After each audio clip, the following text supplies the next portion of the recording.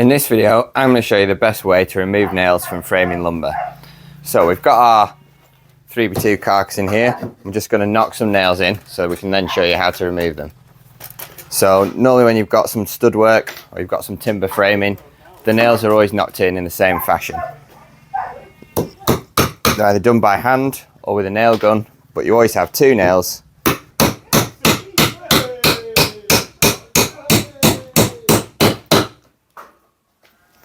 in each side.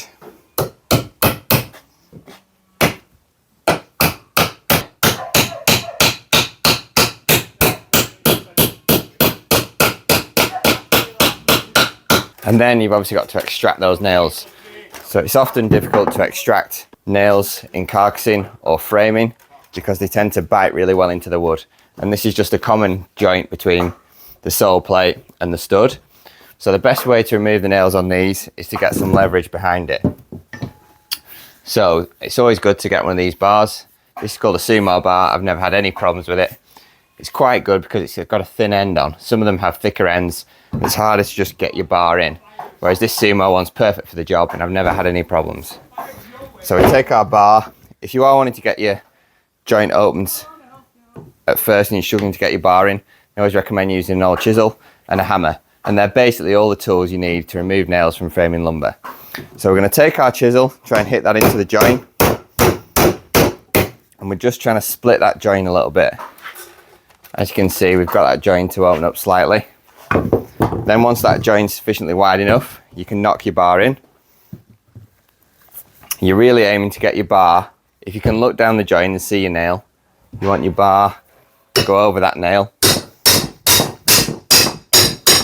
And then when you apply your prime force, it's directly applied to the fixing.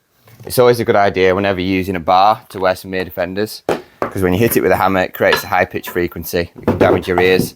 And whenever you're removing nails, it's always best practice to wear safety goggles. So with the safety briefing out of the way, we've got our bar in, we're happy with that. All we have to do now is lever the bar up to separate our two pieces of timber. You can get your bar in a multitude of ways. All you're trying to do is get your bar as close to the fixings as possible. That's probably the best tip I can give you for this, because then you're levering right at the point that the timber's being held by the nails. So lever again, and as you can see, the nails have started to come out. Now sometimes the nails will stay in this piece of timber, sometimes the nails will stay in your other piece. So I'll show you how to remove those nails now, and I'll show you how to remove them in case they're stuck in the other piece of timber. So if your nails were stuck in here and they hadn't pulled out with that piece, you would simply take your bar, get your bar on the edge there. It's always useful to have a scrap of wood whenever you're doing things like this. Take your bar, get it behind the nail, and just find something to lever off to just extract your nail. So that's why these bars are really handy. They've got an extraction point here. You want to get your nail as close in to the back of that V as possible and then lever it off. Same with this one. Lever it off. You can also use a claw hammer for this. And then to remove the nails from here, you have two options. If you're really trying to protect the timber and you don't want to cause any damage, these have quite large heads, so it's probably a bad example, but you can use a pair of pincers and pull the nail through. That's one option. Or your other option is the classic, take your classic claw hammer and just knock the nail, place it on a surface.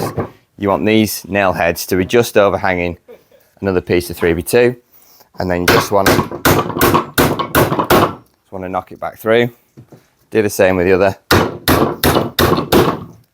And then again, take your claw hammer. If you have a scrap piece of wood, this can sometimes be useful to give you a little bit of extra leverage. Remove your nail. Remove your nail. And then your nails can be removed and reused, and also your 3x2 carcassing or stud work can also be reused. So that's the best technique to remove nails from 3x2 stud work. I hope that's helped you, enabled you to get your job done a little bit easier. If you found some benefits from this video, drop us a like. And if you have some other tricks or techniques for removing nails from stud work or carcassing or framing, let us know in the comments section. And if you want to be updated with more of our helpful DIY videos, subscribe to the channel. Thanks for watching.